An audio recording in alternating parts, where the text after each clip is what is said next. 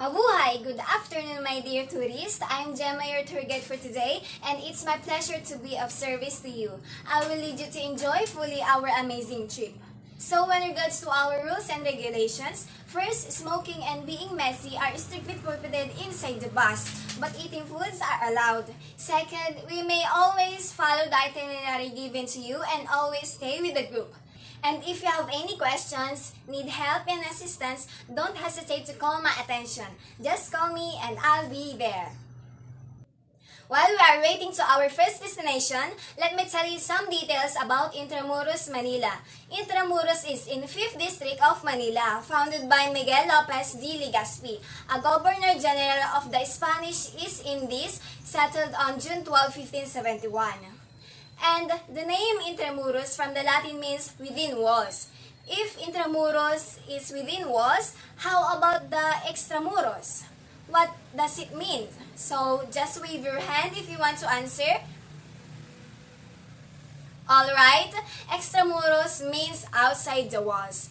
We'll give you a grateful clap. So let's clap our hands 3 times, our dear tourists. So, thank you for the participation. So, Intramuros is known as the Walled City because in the Battle of Manila at the end of World War II, due to constant attacks from foreign invaders, coupled with natural and man-made disasters, Intramuros is surrounded or enclosed by a wall and have defensive features including cannons and fortified walls. Hence, the Intramuros is known for Walled City. Now we are here in our first destination. Welcome to the place where Dr. Jose Rizal was imprisoned before his execution. Welcome to Fort Santiago.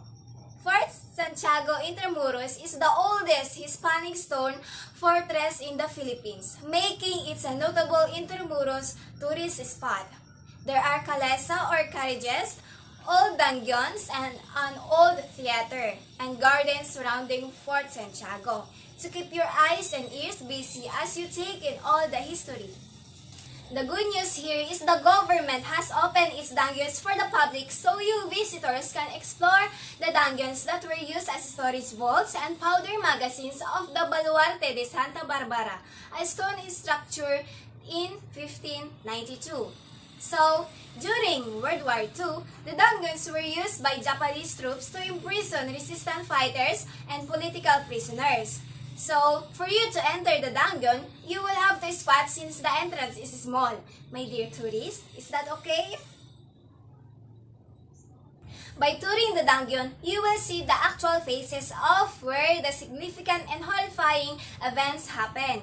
So, in fact, at the Baluarte, you will notice a marble cross that served as a marker for the mass grave where the 600 people were buried. So, Fort Santiago has a lot of history about the Philippines. So, this Fort Santiago reminds to honor the history and bravery of the Philippine people.